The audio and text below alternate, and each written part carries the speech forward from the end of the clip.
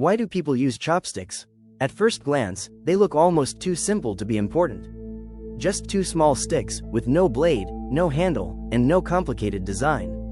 Yet for thousands of years, these two small tools have shaped the way millions of people eat every single day. From China to Vietnam, from Japan to Korea, chopsticks are not just eating tools. They are part of history, culture, and identity. These early sticks were practical. They could stir hot food, lift ingredients, and help people cook without getting burned. They were also easy to make from bamboo or wood, materials that were available almost everywhere. In a world without modern kitchen equipment, chopsticks were simple, cheap, and effective. Sometimes, the most powerful tools are not the most complicated ones. They are the ones that solve daily problems. But over time, something very important changed. People began cutting food into smaller pieces before cooking. This may sound like a small detail, but it changed everything. Smaller pieces cooked faster. Faster cooking meant using less firewood or charcoal, and in ancient society, fuel was valuable. So cutting food into bite-sized pieces was not only convenient, it was a smart way to save energy and survive. Once food was already cut into small pieces before it reached the table, large knives were no longer necessary for eating. People did not need to cut a steak or slice food on a plate. They only needed a tool to pick food up, and for that job, chopsticks were perfect. They were light, easy to control, and precise enough to pick up rice, noodles, vegetables, fish, tofu, and many other foods.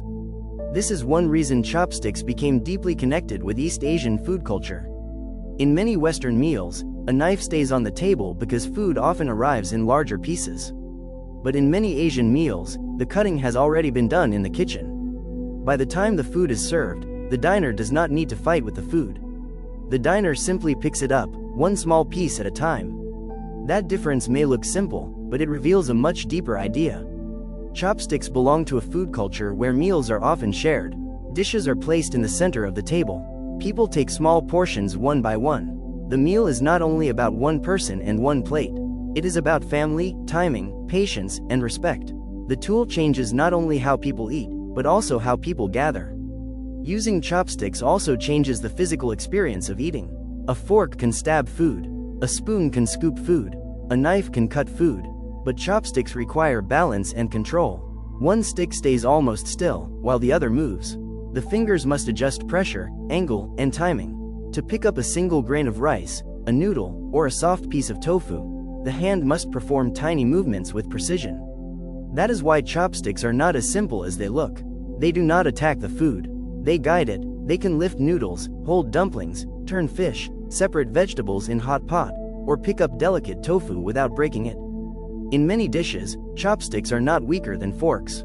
They are actually more suitable, because they give the eater more control over texture, portion, and movement. Chopsticks also carry cultural meaning. In some traditions, a knife at the table could be seen as aggressive because it was connected with cutting, hunting, or fighting. Chopsticks, by contrast, felt calmer and more peaceful. They represented restraint, balance, and harmony. The dining table was not supposed to feel like a battlefield. It was supposed to feel like a place of order, sharing, and respect. As chopsticks spread across Asia, each country created its own style. Chinese chopsticks are often longer and more blunt, useful for shared dishes in the middle of the table. Japanese chopsticks are usually shorter and more pointed, helpful when eating fish. Korean chopsticks are often made of metal and can feel flatter in the hand. Vietnamese chopsticks are commonly simple, light, and practical for everyday meals. So even though chopsticks may look similar to outsiders, they are not the same everywhere. Their shape tells a story about local food, local materials, and local habits. A pair of chopsticks is not just a tool placed beside a bowl. It carries thousands of years of cooking methods, family customs, social rules, and cultural identity. Two sticks can quietly reveal how a civilization thinks about food. The most fascinating thing is that chopsticks are ancient, but they are not outdated. Even in a modern world full of forks, knives, spoons, machines, and disposable products, chopsticks are still used every day. Not because people have no other choice, but because they still make sense. They are light, versatile, easy to use after practice, and perfectly matched to many dishes they were designed to handle. For many people, learning to use chopsticks is part of childhood. A child watches their parents, tries to copy the movement, drops the food, crosses the sticks, and slowly learns control. At first, it feels difficult and awkward, but over time, the movement becomes natural. Eventually, chopsticks no longer feel like tools. They feel like extensions of the hand, just like language becomes part of memory. So why do people use chopsticks? The answer is not only tradition. People use them because they fit the food, the cooking style, and the culture. They support a way of eating based on small pieces, shared dishes, gentle movement, and careful control. They are simple enough for everyday life, but meaningful enough to last for thousands of years. That is why two small sticks became so powerful. The next time you see someone using chopsticks, do not just see two pieces of wood, bamboo, or metal. See a long history of human creativity. See a different way of thinking about food. See a culture where eating is not only about filling the stomach, but also about balance, respect, and connection. And maybe, the simplest tools around us are sometimes the ones carrying the deepest stories. After all, human civilization is not only built by giant machines, powerful weapons, or modern technology. It is also built by small objects used every day. A bowl, a spoon, a cup, or a pair of chopsticks can tell us how people lived, cooked, shared, and remembered. So the real question is not just why people use chopsticks.